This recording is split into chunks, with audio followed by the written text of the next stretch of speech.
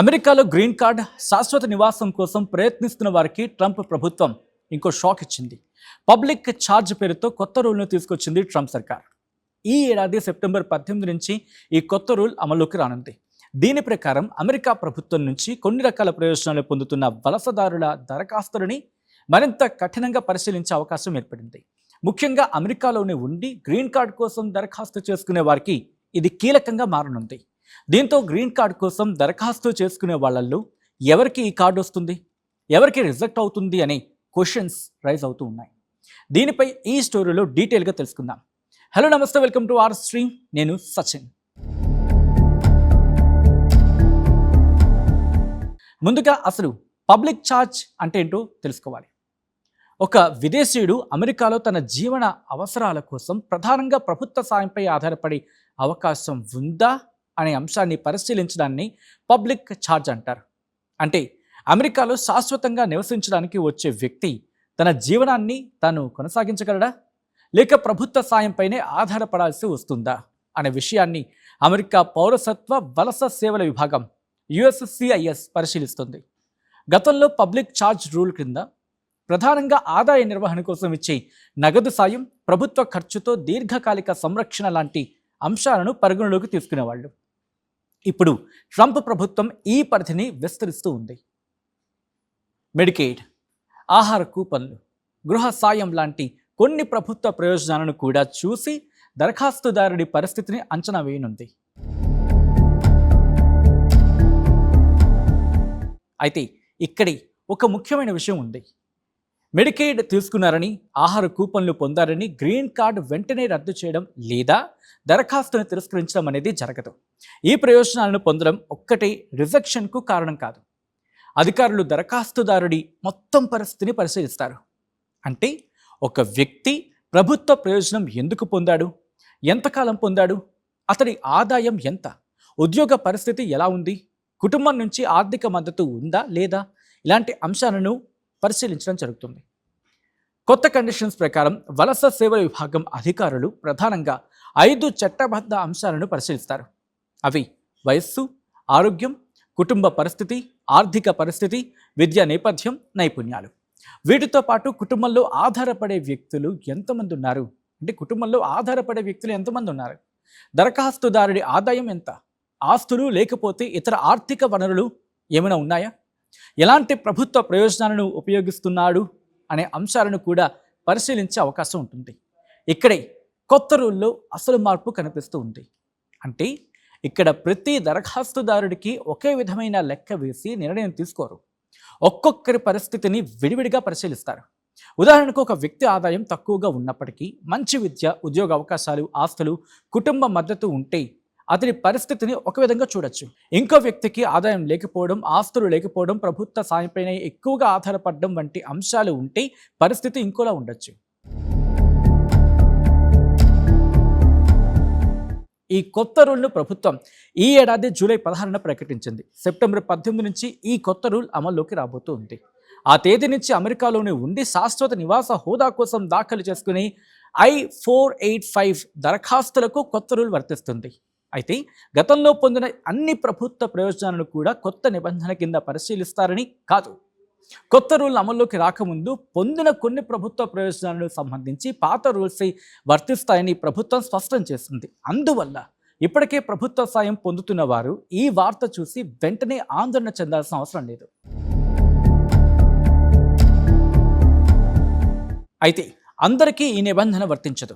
శరణార్థులు, ఆశ్రయం పొందినవారు, కొన్ని ప్రత్యేక ఆఫ్ఘాన్, ఇరాక్ జాతీయులు, కొందరు క్యూబా, హైతీ పౌరులు, ప్రత్యేక వలస మైనర్లు, మానవ అక్రమ రవాణా బాధితులు, కొన్ని నేరాల బాధితులు, మహిళలపై హింసకు సంబంధించిన ప్రత్యేక రక్షణ కింద దరఖాస్తు చేసుకునే వారికి ఇందులో మినహాయింపులు ఉన్నాయి. అయితే ప్రతి వర్గానికి వేరువేరు రూల్స్ ఉంటాయి. మరి ఈ కొత్త రూల్ ఎందుకు తీసుకొచ్చారు అంటే, ట్రంప్ ప్రభుత్వం చెబుతున్న మాట ప్రకారం అమెరికాలో శాశ్వతంగా నివసించాలనుకునే వ్యక్తులు సాధ్యమైనంత వరకు తమ జీవనాన్ని తామే కొనసాగించగలగాలి. ప్రభుత్వ నిధులపై ఎక్కువగా ఆధారపడే వ్యక్తులను గుర్తించడానికి అధికారులు మరిన్ని పరిశీలన అధికారాలు ఉండాలి అని చెప్పి ప్రభుత్వం భావిస్తుంది. అంటే ఆ వ్యక్తులను గుర్తించడానికి అధికారులకు మరిన్ని పరిశీలన అధికారాలు ఉండాలని చెప్పి ట్రంప్ సర్కార్ భావిస్తోంది. వాట్ డస్ ఇట్ మీన్ అంటే అమెరికా పన్ను చెల్లింపుదారులపై భారం తగ్గించడం ఈ విధానం వెనుక ప్రధాన ఉద్దేశం అని చెప్పి ట్రంప్ సర్కార్ చెబుతూ ఉంది. అయితే ఈ నిర్ణయంపై వలసదారుల హక్కుల సంస్థలు ఆందోళన వ్యక్తం చేస్తూ ఉన్నాయి. చట్టబద్ధంగా అర్హత ఉన్నప్పటికీ మెడికెయిడ్, ఆహార సాయం లేదా ఇతర ప్రభుత్వ ప్రయోజనాలను పొందడానికి వలస కుటుంబాలు భయపడే పరిస్థితి రావచ్చని అవి చెబుతూ ఉన్నాయి. ముఖ్యంగా తక్కువ ఆదాయం ఉన్న కుటుంబాలపై ఈ రూల్ ప్రభావం ఎక్కువగా ఉండొచ్చు అనేది వాళ్ళ అభిప్రాయం. అమెరికాలో ఉన్న భారతీయులకు కూడా ఈ మార్పు ముఖ్యమే. ఎందుకు అంటే అమెరికాలో ఉండి గ్రీన్ కార్డు కోసం దరఖాస్తు చేసుకునే వారు తమ ఆదాయం, ఉద్యోగం, ఆస్తులు, కుటుంబ పరిస్థితి, విద్యా నేపథ్యం, ప్రభుత్వ ప్రయోజనాల వినియోగం లాంటి అంశాల విషయంలో జాగ్రత్తగా ఉండాలి. ఇక్కడ ప్రభుత్వ ప్రయోజనం పొందనంత మాత్రాన గ్రీన్ కార్డ్ రిజెక్ట్ అవుతుంది అని కాదు. ఇక్కడ అర్థం చేసుకోవాల్సింది అధికారులు మీ డీటెయిల్స్ని పూర్తిగా పరిశీలిస్తారు. ఆ తర్వాత దీనిపై ఒక నిర్ణయం తీసుకుంటారు. సో మొత్తంగా చూస్తే సెప్టెంబర్ 18 నుంచి అమెరికాలో గ్రీన్ కార్డు కోసం జరిగే పరిశీలన మరింత కఠినంగా మారనుంది. దరఖాస్తుదారుడి వయస్సు, ఆరోగ్యం, కుటుంబ పరిస్థితి, ఆర్థిక స్థితి, ప్రభుత్వ సాయంపై ఆధారపడుతున్నారా అనే అంశాలను క్షుణ్ణంగా పరిశీలించబోతూ ఉన్నారు. అంటే ఇకపై గ్రీన్ కార్డు దరఖాస్తులో కేవలం అమెరికాలోకి రావడానికి అర్హత ఉందా అనే ప్రశ్న మాత్రమే కాదు, అమెరికాలోకి వచ్చిన తర్వాత తనని తాను పోషించుకోగలడా అనే అంశానికి కూడా ఎక్కువ ప్రాధాన్యం ఇవ్వబోతూ ఉంది ట్రంప్ సర్కార్.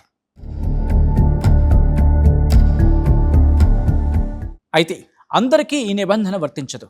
శరణార్థులు, ఆశ్రయం పొందినవారు, కొన్ని ప్రత్యేక ఆఫ్ఘాన్, ఇరాక్ జాతీయులు, కొందరు క్యూబా, హైతీ పౌరులు, ప్రత్యేక వలస మైనర్లు, మానవ అక్రమ రవాణా బాధితులు, కొన్ని నేరాల బాధితులు, మహిళలపై హింసకు సంబంధించిన ప్రత్యేక రక్షణ కింద దరఖాస్తు చేసుకునే వారికి ఇందులో మినహాయింపులు ఉన్నాయి.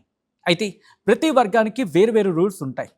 మరి ఈ కొత్త రూల్ ఎందుకు తీసుకొచ్చారు అంటే ట్రంప్ ప్రభుత్వం చెబుతున్న మాట ప్రకారం అమెరికాలో శాశ్వతంగా నివసించాలనుకునే వ్యక్తులు సాధ్యమైనంత వరకు తమ జీవనాన్ని తామే కొనసాగించగలగాలి. ప్రభుత్వ నిధులపై ఎక్కువగా ఆధారపడే వ్యక్తులను గుర్తించడానికి అధికారులు మరిన్ని పరిశీలన అధికారాలు ఉండాలి అని చెప్పి ప్రభుత్వం భావిస్తుంది. అంటే ఆ వ్యక్తులను గుర్తించడానికి అధికారులకు మరిన్ని పరిశీలన అధికారాలు ఉండాలని చెప్పి ట్రంప్ సర్కార్ భావిస్తోంది. వాట్ డస్ ఇట్ మీన్ అంటే అమెరికా పన్ను చెల్లింపుదారులపై భారం తగ్గించడం ఈ విధానం వెనుక ప్రధాన ఉద్దేశం అని చెప్పి ట్రంప్ సర్కార్ చెబుతూ ఉంది. అయితే ఈ నిర్ణయంపై వలసదారుల హక్కుల సంస్థలు ఆందోళన వ్యక్తం చేస్తూ ఉన్నాయి. చట్టబద్ధంగా అర్హత ఉన్నప్పటికీ మెడికెయిడ్, ఆహార సాయం లేదా ఇతర ప్రభుత్వ ప్రయోజనాలను పొందడానికి వలస కుటుంబాలు భయపడే పరిస్థితి రావచ్చని అవి చెబుతూ ఉన్నాయి. ముఖ్యంగా తక్కువ ఆదాయం ఉన్న కుటుంబాలపై ఈ రూల్ ప్రభావం ఎక్కువగా ఉండొచ్చు అనేది వాళ్ళ అభిప్రాయం. అమెరికాలో ఉన్న భారతీయులకు కూడా ఈ మార్పు ముఖ్యమే. ఎందుకు అంటే అమెరికాలో ఉండి గ్రీన్ కార్డు కోసం దరఖాస్తు చేసుకునే వారు తమ ఆదాయం, ఉద్యోగం, ఆస్తులు, కుటుంబ పరిస్థితి, విద్యా నేపథ్యం, ప్రభుత్వ ప్రయోజనాల వినియోగం లాంటి అంశాల విషయంలో జాగ్రత్తగా ఉండాలి. ఇక్కడ ప్రభుత్వ ప్రయోజనం పొందినంత మాత్రాన గ్రీన్ కార్డ్ రిజెక్ట్ అవుతుంది అని కాదు. ఇక్కడ అర్థం చేసుకోవాల్సింది అధికారులు మీ డీటెయిల్స్ని పూర్తిగా పరిశీలిస్తారు. ఆ తర్వాత దీనిపై ఒక నిర్ణయం తీసుకుంటారు. సో మొత్తంగా చూస్తే సెప్టెంబర్ 18 నుంచి అమెరికాలో గ్రీన్ కార్డు కోసం జరిగే పరిశీలన మరింత కఠినంగా మారనుంది.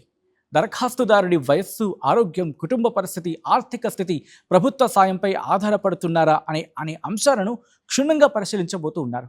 అంటే ఇకపై గ్రీన్ కార్డు దరఖాస్తులో కేవలం అమెరికాలోకి రావడానికి అర్హత ఉందా అనే ప్రశ్న మాత్రమే కాదు, అమెరికాలోకి వచ్చిన తర్వాత తనని తాను పోషించుకోగలడా అనే అంశానికి కూడా ఎక్కువ ప్రాధాన్యం ఇవ్వబోతూ ఉంది ట్రంప్ సర్కార్. ఇదే ట్రంప్ ప్రభుత్వం తీసుకొచ్చిన కొత్త పబ్లిక్ ఛార్జ్ నిబంధనలో ఉన్న కీలకమైన మార్పు కూడా. మరి దీనిపై మీ అభిప్రాయం ఏంటి? కింద కామెంట్ చేయండి.